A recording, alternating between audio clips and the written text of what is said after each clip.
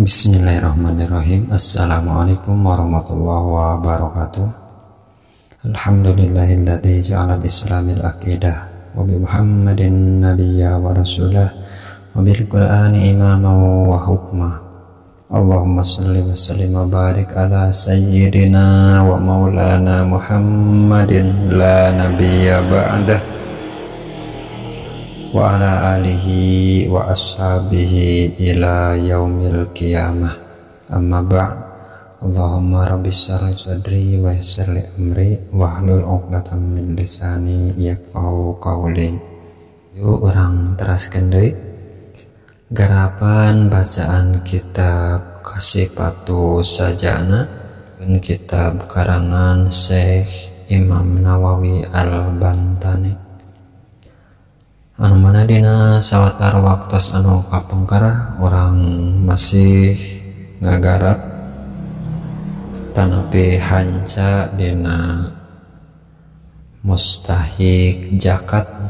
mangga atuh orang lajengkeun wae hanca garapanana, orang bat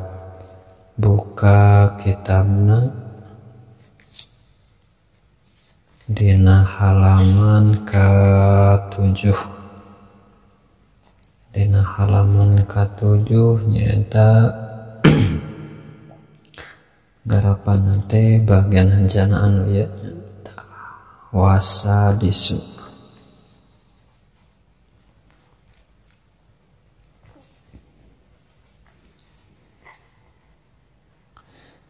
Bismillahirrahmanirrahim.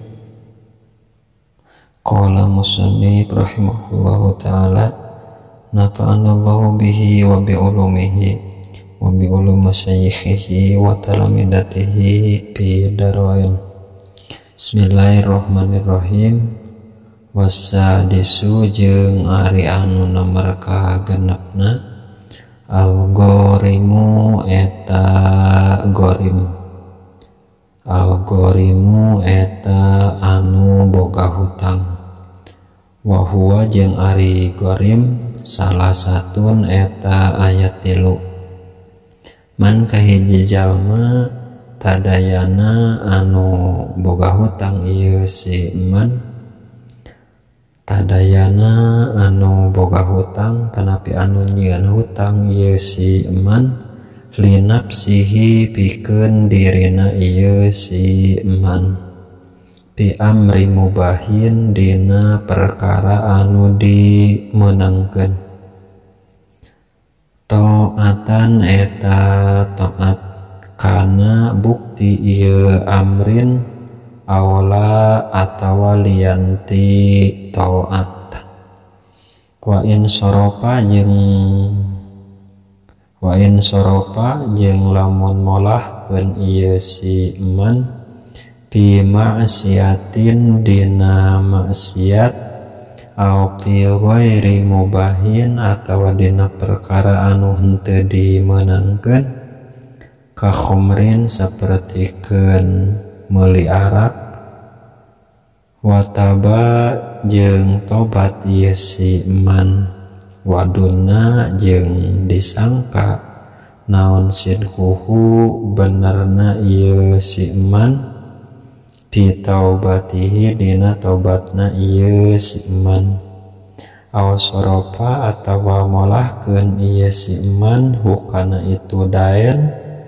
fi mubahin dina perkara anu dimenangkeun. Payu eto maka dibere ieu si man ma'al hajati sarta bubutuhna ieu si man, bi ayyahulla kalawan yang datang, bi ayyahula kalawan yang datang naon adaenu hutang, bi ayyahula kalawan yang datang waktu mayar naon adaenu hutang, walayak diru jeung henteu kaduga ieu si man ala wafaihi kana mayarna ieu daen, ala wafaihi kana mayarna ieu daen.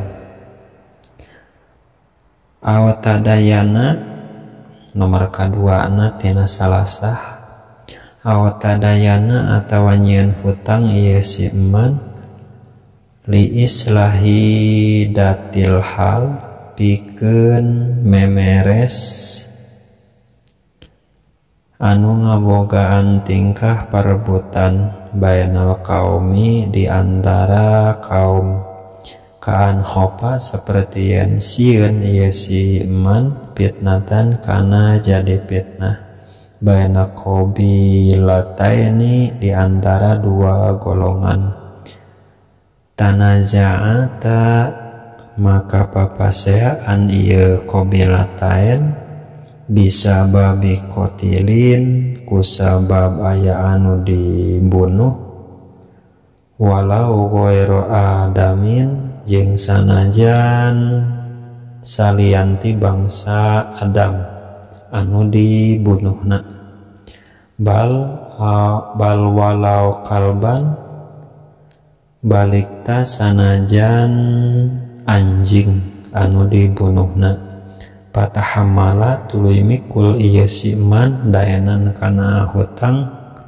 taskinan karena nangtremkeun lipit natin kana fitnah payuto maka dibere ieu si eman walau gonian sanajan beunghar ieu si eman awtadayana nomor katiluna awtadayana atawa nyieun hutang ieu si eman lidomanin karena katempuhan payuto maka dibere ieu si eman asaro lamun miskin itu si eman ma'al asili sarta anu ditanggung wa ilam takun jeung sanajan teu bukti ieu si eman mutabarrian eta anu karana Allah bidomani kalawan nanggung au asaro atawa miskin ieu si eman wahdahu bari nyorangan ieu si eman wakana jeung bukti ieu eman mutabarian eta karana Allah bidomani kalawan nanggung bikhilapima beda perkara ida domina di mana-mana nanggung ieu si eman bil idni kalawan aya idin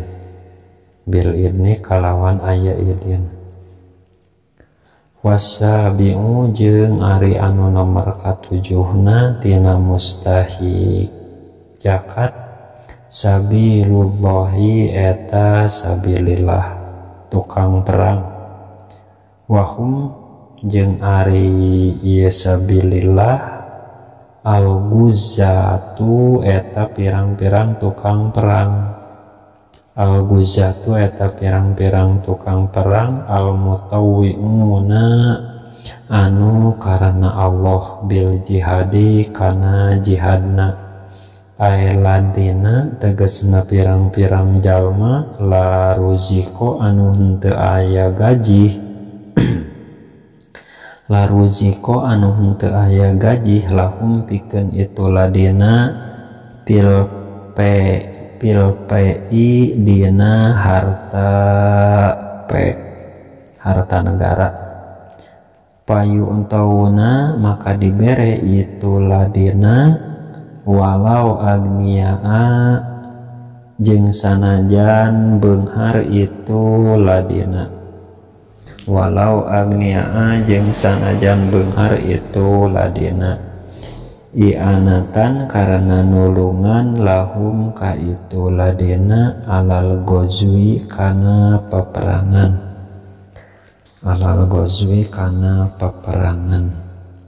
wasaminu jeung ari anu kadalapana tina samaniyah ibnu sabili eta ibnu sabil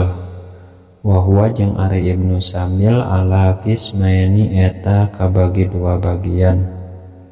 majajiin hiji ibnu sabil majaji wa huwa jeung ari Ibnu Sabil majaji munsyiun eta jalma anu ngamimitian, munsyiu saparin eta jalma anu ngamimitian nyaba atawa lempang min baladi mali zakati ti negara harta zakat, min baladi mali zakati ti negara harta zakat. Wa hakikiyin jeung kaduana Ibnu Sabil hakiki, wa huwa ari Ibnu Sabil hakiki marun eta jalma anu ngaliwat bibaladi zakati ka negara jalma anu zakat, bisa parihi dina nyabana ieu si marun, bisa parihi dina nyabana ieu si marun. Wadalika jeung ari Ibnu Sabil ini khtaja eta lamun butuh bi alam yakun kalawan henteu bukti ma'ahu saratana itu Ibnu Sabil naon mah perkara yuwasilu anu nganepikeun ieu ma'hu ka Ibnu Sabil, yuwasilu naon mah perkara yuwasilu anu nganepikeun ieu ma'hu ka Ibnu Sabil maksodahu kana pamaksudana itu Ibnu Sabil auma atawa perkara lahu eta tetep pikeun itu Ibnu Sabil payuto maka dibere sahaman jalma la mala anu henteu aya harta lahu ka itu ka ieu si man aslan sama sekali, aslan sama sekali. Wakada jeung eta nya kitu deui la mala man ari jalma laku eta tetep pikeun ieu si man malun ari harta pi ghairil baladi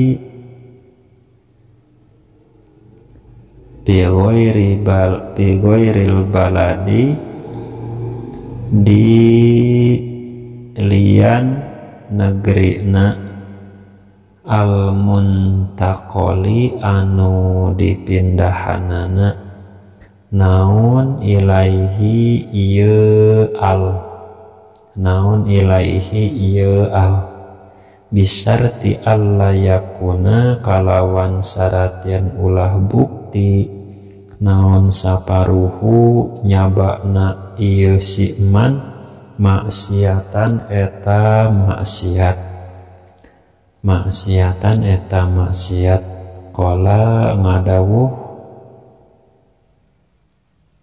qala ngadawuh fil misbahi dina kitab misbah, qala ngadawuh Imam Payumi fil misbahi dina kitab misbah, wakila jeung dibahasakeun lil musafiri naon lil musafiri jalma anu sasabaan Ibnu Sabili tegasna Ibnu Sabil litalabusihi karena tandangna ieu musafir bihi kana sabil ay bisabili tegasna kana jalan watoriki jeung tegasna kana jalan. Qalu ngadawuh ulama-ulama wal muradu jeung ari anu di maksud bibni sabili ku Ibnu Sabil bil ayati dina ayat Al-Qur'an man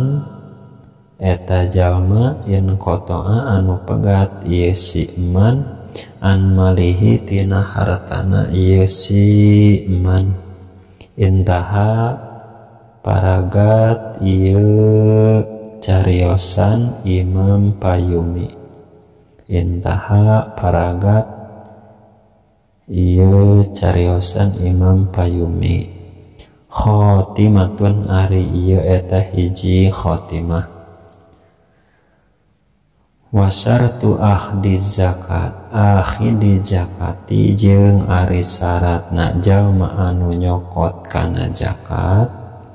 min hadihi samaniyati tina ieu anu 8 hurriyatun eta merdeka wa islamun jeung Islam wa alayakuna jeung yen ulah bukti ieu ahdi zakat wa alayakuna jeung yen ulah bukti ieu ahdi zakat Hasyimian eta bangsa Hasyim wala Mutolibian jeung bangsa Mutolib Bani Hasyim sareng Bani Muthalib liqaulihi sallallahu alaihi wasallam karena dawuhan Kanjeng Nabi Muhammad sallallahu alaihi wasallam inna hadihi shadaqah awsahun nas inna hadihi shadaqah karena saenyana ieu shadaqah awsahun nasi eta awsahun nasi eta kokotor pirang-pirang jalma wa innaha jeung saenyana sedekah latahillu eta henteu halal ieu sedekah li Muhammadin pikeun Kanjeng Nabi Muhammad wala li ali Muhammadin jeung henteu halal pikeun keluargana Kanjeng Nabi Muhammad sallallahu alaihi wasallam wawadoa jeung ngaheungheum atawa neundeun atawa nyimpen saha al Hasanu sayyidina Hasan pipamihi dina bahamna ieu Hasan tamrotan kana korma min tamroti sodakotin tegasna tina korma sodakoh buktina zakat panazaa maka nyegah atawa nyabut hakana itu tamroh saha Rasulullah sallallahu alaihi wasallam Kanjeng Nabi Muhammad Rasulullah sallallahu alaihi wasallam bili abihi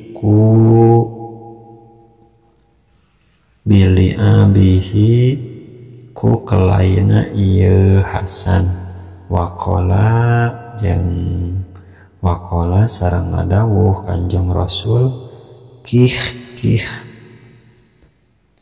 haratina teh kudu mutahkeun anjeun atawa nyiduhkeun anjeun inna alu Muhammadin karena sanyana keluargana Kanjeng Nabi Muhammad sallallahu alaihi wasallam latahillu henteu halal lana pikeun urang sadayana naon as-shadaqatu pirang-pirang sedekah wa makna awasakhin nasi jeung ari maknana pirang-pirang kokotor jalma li anna baqaaha karena sanyana tetepna itu zakat bil amwali dina pirang-pirang harta yudnisu anu ngotoran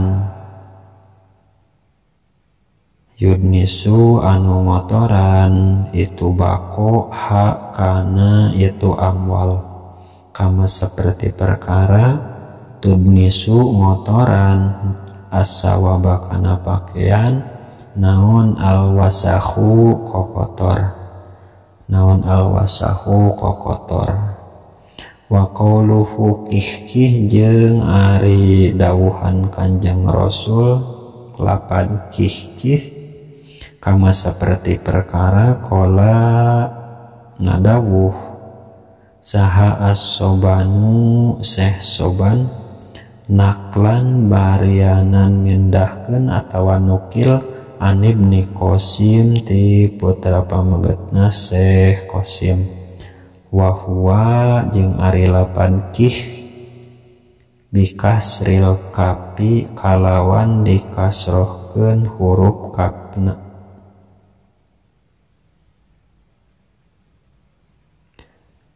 bikasril kapi kalawan dikasrohkeun huruf kapna jadi dibacana teh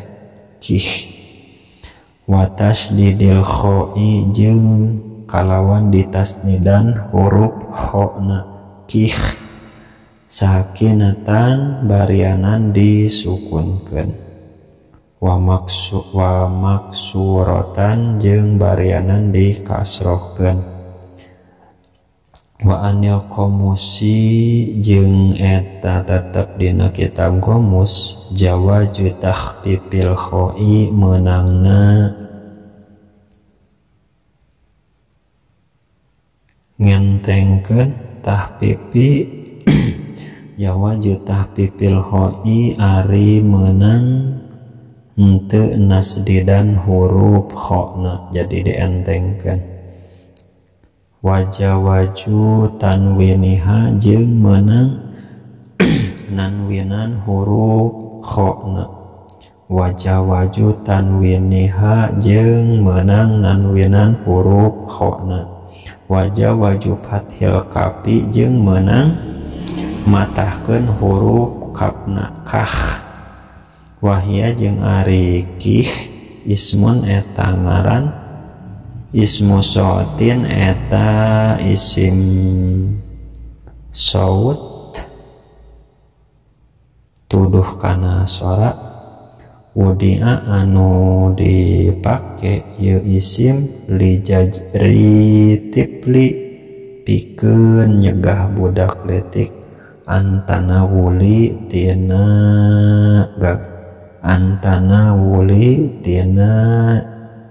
antana wuli sayin tina nyokot hiji perkara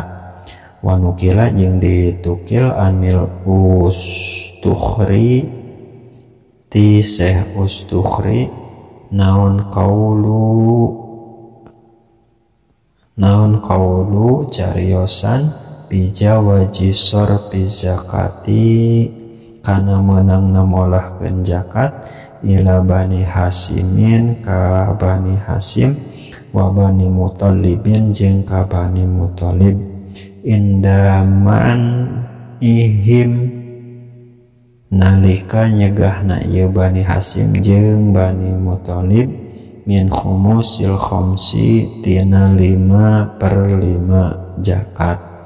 qala ngadawu saha al-Bajuri Syekh Bajuri wala ba'sa jeung henteu naon-naon bitaklidil Ustukhri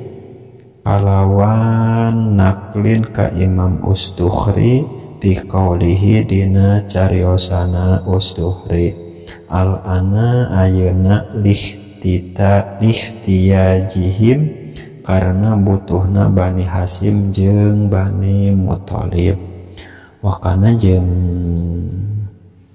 bukti saha Syekhu Muhammadu Mudalliyu Syekh Muhammad Mudalli rahimahullahu ta'ala yamilu eta condong ieu Syekh ila dzalika kana itu kaul mahabbatan karena mika cinta bihim ka Bani Hasim sareng ka Bani Muthalib nafa'anallahu ta'ala nafa'a moga ngaroh nafa'a moga ngamangpaatkeun ka urang sadayana saha Allahu ta'ala Gusti Allah ta'ala warabi'uha jeung ari nomor kaopatna saumu ramadhani eta puasa Ramadan wallahu a'lam bissawab. Urang cekapkeun sakitu bae dina waktos anu ayeuna Mudah-mudahan anu saarit aya mangpaatna khususna kanggo anu ngabacana. Ageng panghapunten ka sadayana tinangtos seueur pisan kalalapatanana anu rarasna tinang teudeuna agama anu lepatna tinang teutina kalalapatan sim abdi. Urang tutup bae ku doa subhanakallahumma wa bihamdika asyhadu an la ilaha illa anta astaghfiruka wa atubu ilaik. Akhiru da'wana alhamdulillahi rabbil alamin. Assalamualaikum warahmatullahi wabarakatuh. Hatur nuhun kasadayana permios.